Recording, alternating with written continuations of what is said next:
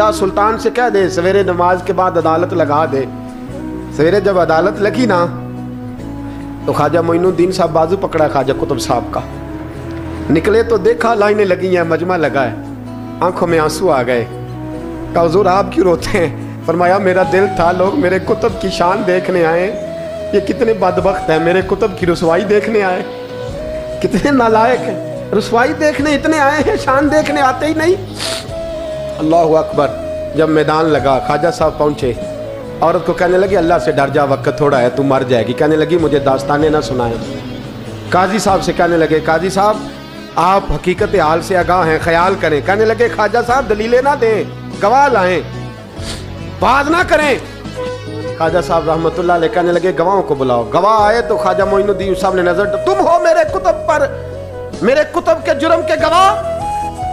ان کی زبانیں کانپنے لگی, ہاتھ کانپنے لگے, میں بولتے کیوں نہیں؟ جب ان کی نظریں جھکی تو بادشاہ کہنے لگا اگر اب تم نے گواہی نہ دی تو تمہیں میں مجرم بنا کے 80 کوڑے ماروں گا. کہنے لگا جی دیکھا ہے ہم نے تہجد کے وقت. جب سب گواہیاں پوری ہو گئی, عورت بھی تڑپ رہی ہے, رو رہی ہے, 2 مہینے کا بچہ گود میں ہے. اب بولیے. علماء ظواہر بھی کھڑے ہیں, حسد کرنے والے جلنے والے بھی کھڑے ہیں, ہندو تو ویسے ہی تالیاں بجا رہے ہیں. اجمیر کا بوڑھا, اور یہ آخری پھیرا تھا خواجہ معین الدین کا دلی میں. اس کے بعد ظاہراً دوبارہ نہیں آئے. اٹھے لاٹھی ٹکاتے اور میدان کے اندر جا کے نا, بڑے میدان میں مجمع تھا, سر سجدے میں رکھا. کہنے لگے یا اللہ میں ہندوستان مرضی سے نہیں آیا, تیرے رسول کا بھیجا آیا ہوں. پھر اٹھے اور کہنے لگے مولا تیرے نبی کا فرمان ہے کہ میری امت کے علماء بنی اسرائیل کے نبیوں کی طرح ہوں گے. اگر یوسف کے لیے بچہ بول سکتا ہے تو میرے کتب کے لیے بھی بولنا چاہیے. اگر یوسف علیہ السلام کے لیے بول سکتا ہے تو میرا قطب الدین بھی سچا ہے, اس کے لیے. پھر اٹھے اس بی بی کی طرف بڑھے. لوگ کہنے لگے نہ جانے اب کیا ہوگا. جب اجمیر کے بادشاہ نے, عطا رسول نے, ہند الولی نے, امام الاولیاء نے کپڑا کھینچا اور کہنے لگے وہ بچے تو جانتا ہے نا تیرا باپ کون ہے, 2 مہینے کا بچہ. جب نانا بولا تو بی بی کہنے لگی اب کیا کر رہے ہو, بچے بھی کبھی بولے ہیں. میں بی بی چپ کر, ان اللہ علی کل شیء قدیر, میں کمزور رب کا ماننے والا نہیں, قدرتوں والے رب کا ماننے والا ہوں. وہ چاہے تو بچے بھی بولتے ہیں. قرآن کہتا ہے حضرت عیسیٰ بولے تھے انی عبداللہ آتانی الکتاب. مریم بھی تو ولی اللہ تھی, وہ نبی تو نہیں تھی. اگر ولی اللہ بنی اسرائیل کا ہو بچہ بول سکتا ہے, تو اگر ولی اللہ محمد عربی کی امت کا ہو تو بچہ پھر بھی بول سکتا ہے.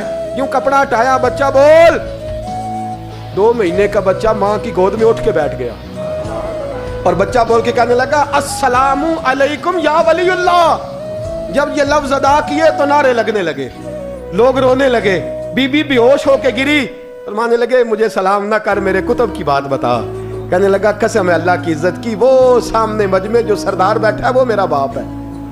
قطب الدین تو بے گناہ ہے, قطب الدین تو بے گناہ ہے, میرا باپ تو وہ بیٹھا ہے. یہ قاضی بھی سازش میں شریک ہے, کئی مسلمان خریدے گئے, یہ گواہ خریدے گئے.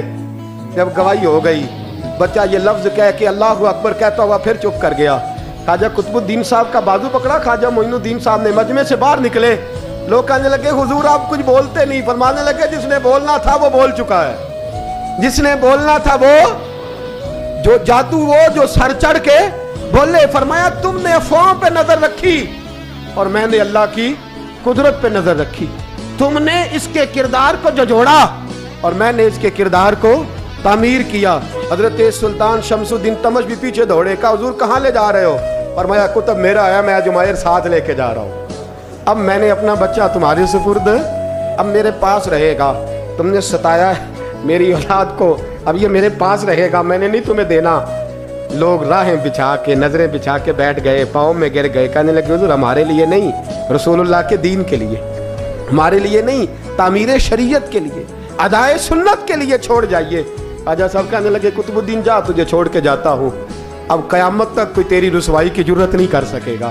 عزیز یاد رکھ, نہ افواہوں پہ لگا کریں, نہ کسی برادری, کسی قوم, کسی شخص کے بارے میں ایسی باتیں. یہاں تو لوگ گڑ گڑ کے چیزیں لاتے, اور جن کی ہیں ان کے پاس بڑے دلائل ہیں اپنی صفائی پیش کرنے کے لیے. جو غرباء مساکین ہوتے ہیں, वो बेचारे अपनी इज्जत पर लगा हुआ दाग धो भी नहीं पाते।